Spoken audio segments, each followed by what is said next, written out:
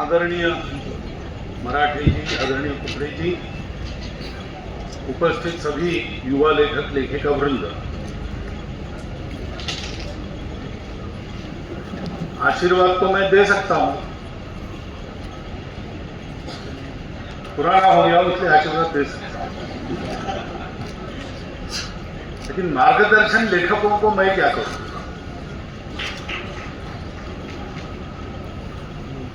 लेखन एक प्रतिभा है जो सबके पास नहीं होती। उस प्रतिभा के बारे में मैं कुछ नहीं जानता।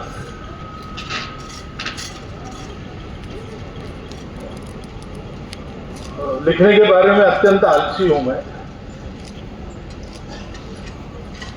परंतु पढ़ने के बारे में बहुत रुचि रखकर मैं पढ़ता हूं, और इसलिए जो लिखते हैं उनके बारे में एक स्वाभाविक सम्मान मेरे मन में पहले से है। तो लिखने वालों से पढ़कर जो मुझे समझ में आता है वही कुछ मैं आपके सामने आज रखने वाला हूं। यानी त्वदीय वस्तु गोविंदम तुभ्यमेव समर्पितम, ऐसी बात है।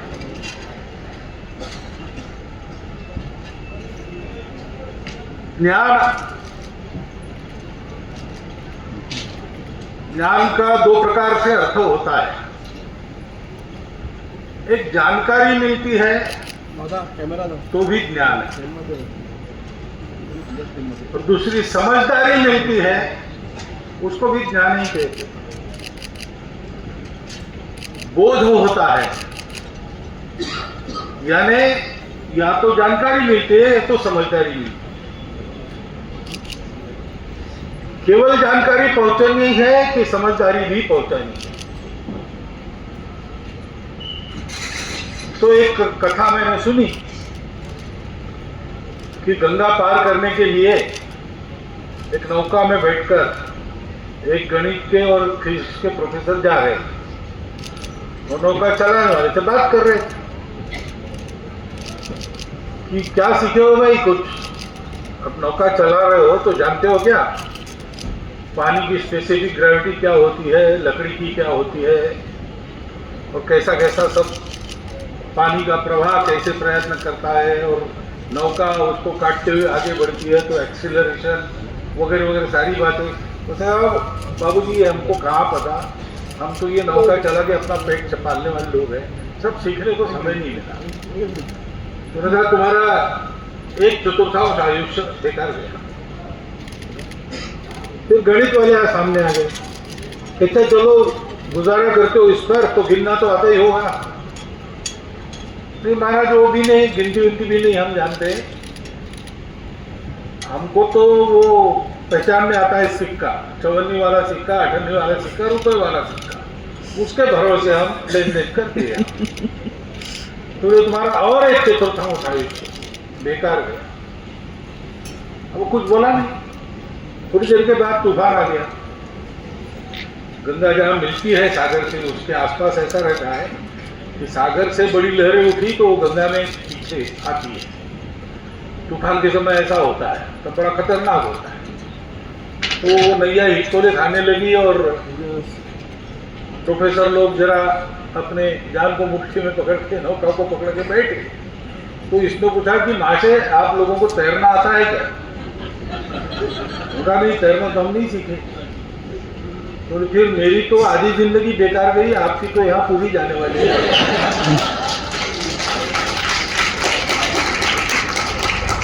तो जानकारी तो आवश्यक होती ही है, बिना जाने मनुष्य चल नहीं सकता। परंतु अपेक्षा यह है कि जानकारी से मन में एक समझदारी उत्पन्न होनी चाहिए। व्यावहारिक जीवन को यशस्वी जीना और सार्थक जीना, इन दोनों बातों का रास्ता मिलना चाहिए। यशस्वी जीने वाले बहुत होते हैं, लेकिन बहुत ज्यादा नहीं होते। वैसे यश का मापदंड लगा के देखा तो दुनिया में मेजॉरिटी फेल्यूर्स है, ओवरवेलमिंग मेजॉरिटी है। चमकने वाले थोड़े रहते हैं, लेकिन हर आदमी उस रास्ते पर रहता है। अपनी गलतियों से बोध लेकर वो आगे बढ़ता रहे तो एक दिन चमकने वाला बन जाएगा। परंतु यश थोड़े लोगों का होता है और तात्कालिक होता है। आप रिकॉर्ड ब्रेक कर सकते हैं, लेकिन तब तक वो रहेगा जब तक दूसरा आपका रिकॉर्ड ब्रेक नहीं करता। और वो पहले होगा कि बाद में होगा बता नहीं सकता। परंतु अपना जीवन किसी काम में आ गया, उसका कुछ उपयोग हुआ, ये बात सार्थकता की है। और यश कदाचित तात्कालिक आनंद देता होगा, सार्थकता पूरे जीवन में संपूर्ण समाधान उत्पन्न करने वाली होगी। सही बात। और इसलिए ऐसा ज्ञान जहां मिलता है वो मिलता है साहित्य से। बोला हुआ सुनते हैं, लिखा हुआ पढ़ते हैं, जिया हुआ देखते हैं। इसमें लिखा हुआ जो है उसको अपने यहां रूढ़ार्थ में नाम है साहित्य। साहित्य सृजनता ये लेखक का गुणधर्म है। उसके मन में भाव उत्पन्न होते, उसके निरीक्षण से उन भावों को वो व्यक्त करता है अक्षरों से, कागज में।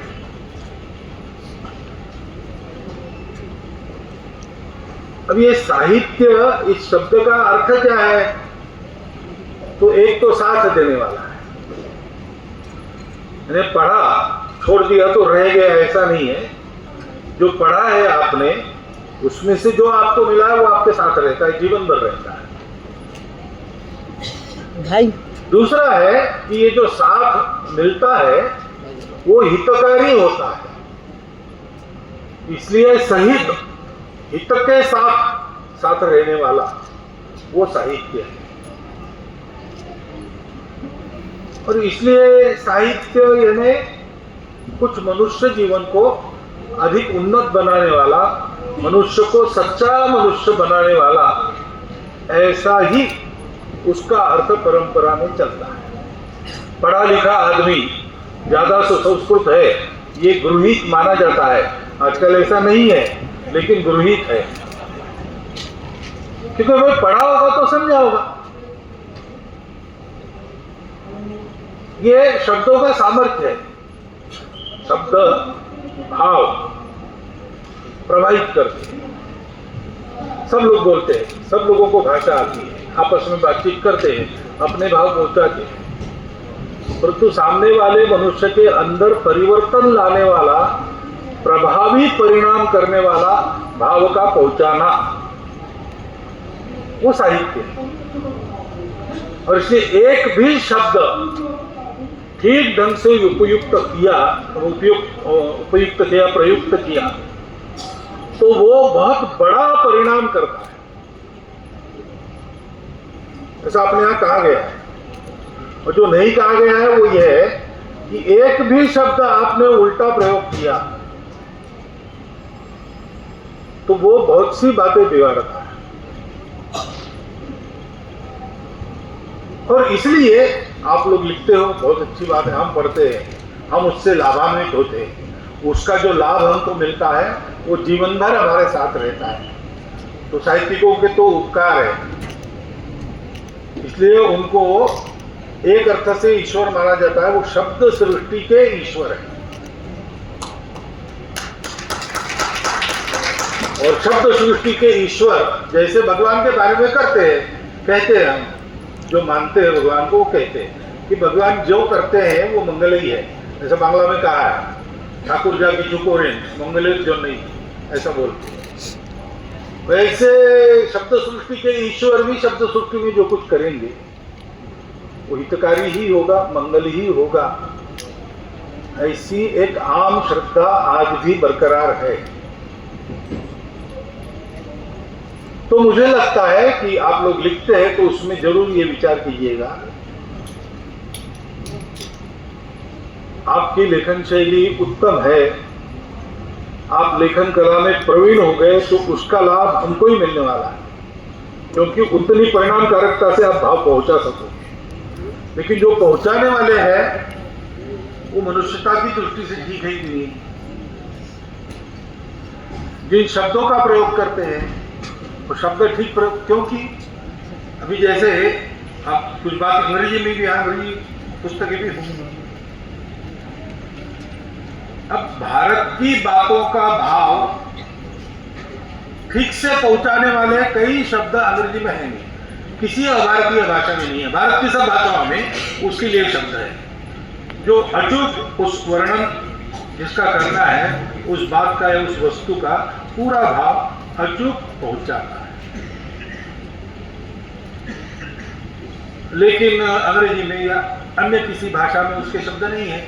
ऐसा वहां का भी होगा, उनके भी जीवन में जो भाव है उसको व्यक्त करने वाला उनकी भाषा में शब्द है, शायद वैसा शब्द हमको नहीं मिलेगा।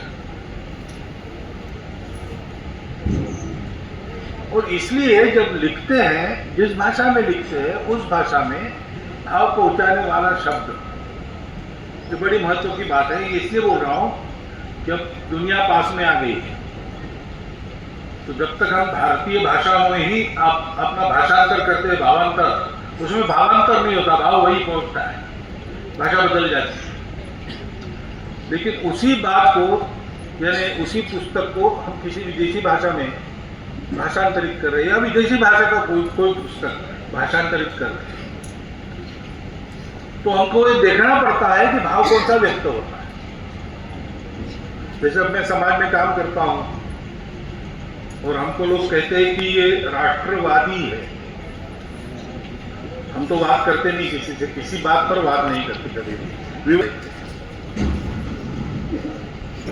विवाद करना ही अपने प्रकृति में, अपने देश के प्रकृति में मिलकर चलना, आपस में मित्रता करना, यही अपने देश में प्रकृति में है, परंपरा।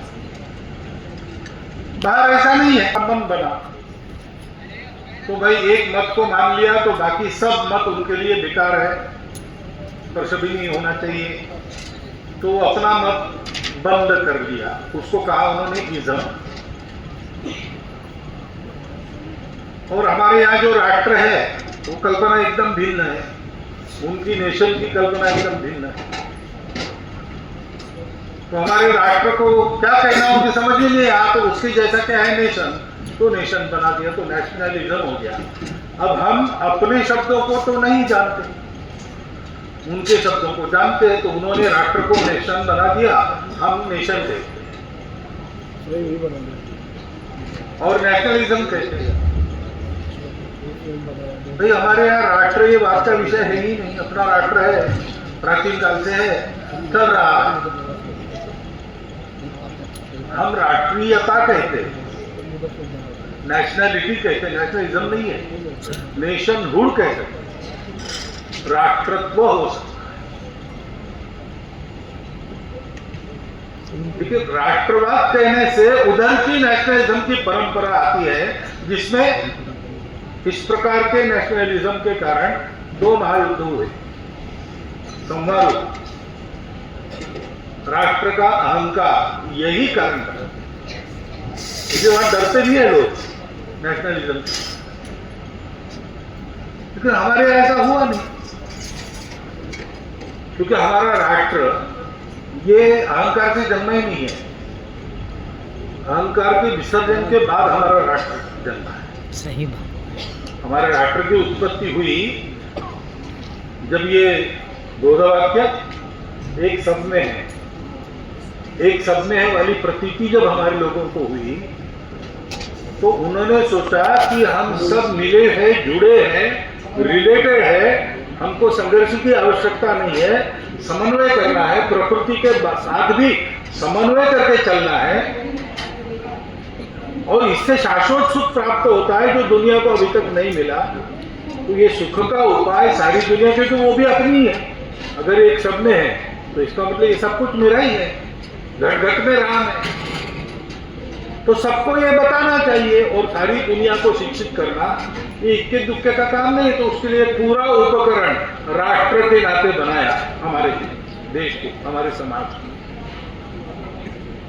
कितना परिश्रम किया होगा, घर घर में पहुंचे हमारे राष्ट्रत्व की आधारभूत तात्विक जो बातें हैं, वो बातें तत्व की भाषा में नहीं, आम भाषा में आज भी किसी जंगल में झोपड़ी में रहने वाली अशिक्षित वृद्धा से आप सुन सकते हो, या नागपुर के सड़कों पर रिक्शा चलाने वाले रिक्शा वाला से भी आप सुन सकते हो। वो तत्वज्ञान नहीं बताएगा, ब्रह्म का स्वरूप क्या वो नहीं बताएगा, व्यवहार की बात करेगा और वो वही करेगा। साहब खुदरा नहीं है तो रहने दीजिए, चवन्नी नहीं मिली तो क्या हुआ, पैसा तो मुर्गी भी नहीं खाती।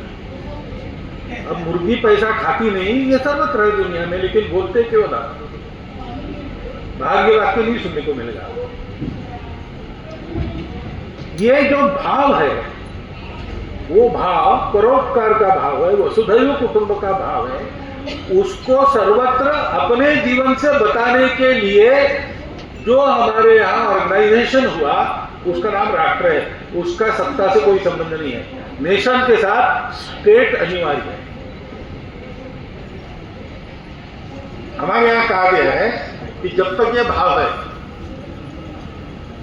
और इस भाव को हमारे साथ हमने रखा है और एक भूमि से हम नाता मानते हैं, तो ये जो दो बातें हैं वो मिल गई तो राष्ट्र है। चाणक्य ने कहा राष्ट्र का पहला घटक और राष्ट्र का प्राणात्मा वो है जनपदवती भूमि। जनपद यानी केवल लोगों का समूह नहीं, तो आपस में अपनत्व से बंधा। अपनत्व का कारण क्या, तो हम सब भारत माता के पुत्र हैं, इसलिए हम भाई भाई। बाकी कोई तात्कालिक मनुष्य निर्मित आधार नहीं है, रिलीजन नहीं, लैंग्वेज नहीं, खान पान रीति रिवाज नहीं, स्टेट नहीं, कुछ नहीं। वे विविधता है, लेकिन विविधता के बावजूद उस एकता को हम स्मरण करते हैं, क्योंकि हमारी मातृभूमि ने वो संस्कार दिया सुरक्षा और प्रतिष्ठा को देकर, इसलिए उस माता के हम पुत्र हैं, इसलिए हम भाई भाई हैं। ये जनपदवती भूमि का तत्व हमारी राष्ट्रीयता है। अब जब राष्ट्र जैसे समर्थन नहीं रहता, बुढ़ापे में समर्थन नहीं रहता, युवा होता है और सामर्थ्य का जीवन जीता है, तो उस समय उसके पास कुछ अधिक बातें होती है। बचपन में दांत नहीं होते, बुढ़ापे में दांत नहीं होते, निकल जाते, लेकिन बाकी जीवन में दांत रहते। ऐसी कुछ बातें राष्ट्र जब साकार और समर्थ होता है तो जुड़ जाती है, उसमें राज्य है। जनपदवती के भूमि के साथ, जनपदवती भूमि के साथ राज्य, कोष, बल, अमात्य और सुरुद और दुर्ग, छह अंग जुड़ जाते हैं तो राष्ट्र साकार और वैभव संपन्न होता है।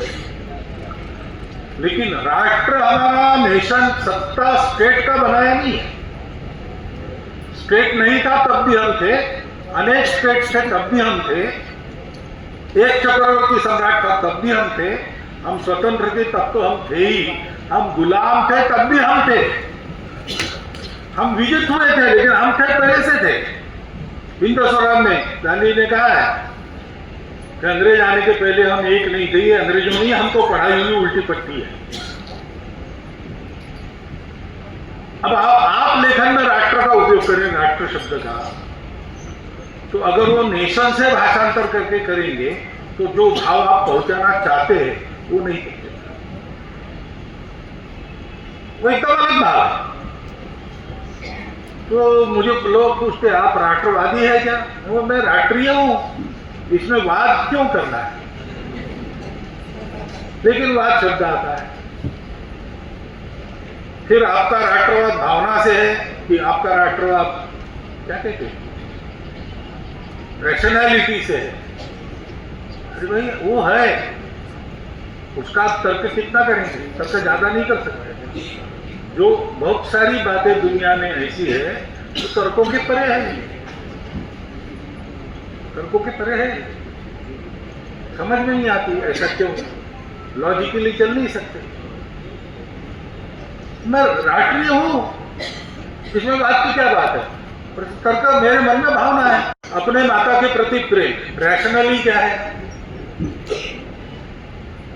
भाई वो खाती है इसलिए मेरा पेट नहीं भरता।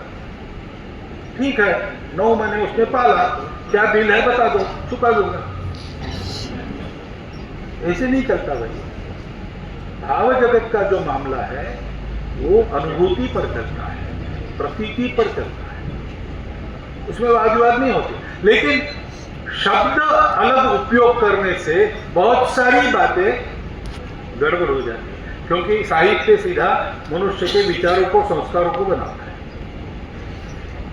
तो बिगाड़ना हो तो भी साहित्य का प्रयोग अच्छा कर सकते, किया है अपने देश में। ऐसे ही हमको बिगाड़ा गया और हमारी एकता को नष्ट करने का प्रयास हुआ। और इसलिए आज तो आपके सामने बोलते समय पहली बार आपके प्रति मैं अपनी हार्दिक कृतज्ञता व्यक्त करता हूं। बचपन से बहुत पढ़ा है, अभी भी पढ़ रहा हूं, आगे भी पढ़ूंगा, लेकिन कभी लिखने वालों को कृतज्ञता पूर्वक नमस्कार करने का अवसर मुझे नहीं मिला था, वो आज मिल गया, उसका मैं लाभ लूंगा। और दूसरी बात है कि युवा लेखक के नाते, क्योंकि आगे बहुत साल आप लिखेंगे, तो मेरी प्रार्थना है कि मूल से अध्ययन कीजिए और प्रत्यक्ष अनुभव कीजिए। उस प्रतीति के आधार पर आप लिखिए। ये बात सही है कि साहित्य का निर्माण एक प्रतिक्रिया के नाते होता है। क्रौंच पक्षी को बाण लगा, इसलिए द्रवित हृदय होकर वाल्मीकि के हृदय से श्लोक प्रकट हुआ। यही साहित्य की जन्म कथा हमारी यहाँ मानी जाती है। तो उधर कैथारसिस कहते हैं, भावनाओं का निपटारा कर देना, ऐसा कहते हैं। लेकिन वो भावना ठीक है, लेकिन उस भावना पर चित्त का नियंत्रण है, क्योंकि उद्देश्य सदुद्देश्य लोक कल्याण के लिए है। और इसलिए जन कल्याण के लिए ये कर्तव्य करते रहना, जन कल्याण के लिए ही करते रहना।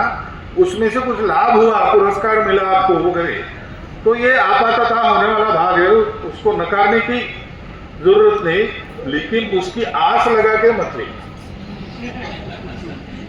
क्योंकि दुनिया के आपको पुरस्कार देगी। आपका एक लेख पढ़कर कोई कहता है बहुत सुंदर लेख है, तो आपके लिखने का सार्थक हो गया।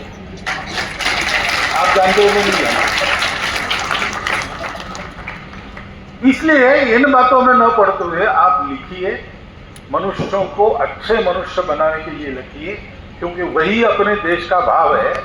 मनुष्य को अच्छा मनुष्य होना है। ऐशी जयाची मती स्थिर किंबहुना चराचर आपणची जाला, ये मनुष्य के उन्नति का चरम है। उस चरम का आदर्श सामने रखकर चलने वाले हम लोग हैं। हम लोग उस पर चल सके, दृष्टि हमारी साफ हो, आगे पथ स्पष्ट हो और पैर डगमगाए नहीं चलते समय, हिम्मत की ये पर थकने रुकने नहीं चाहिए। इस प्रकार के बल का भाव अंदर भरने वाला साहित्य आप लोग सृजित कीजिए। इतना एक विनम्र अनुरोध एक वाचक के नाते आपके सामने रखता हूँ और मेरे शब्दों को समाप्त करता हूँ।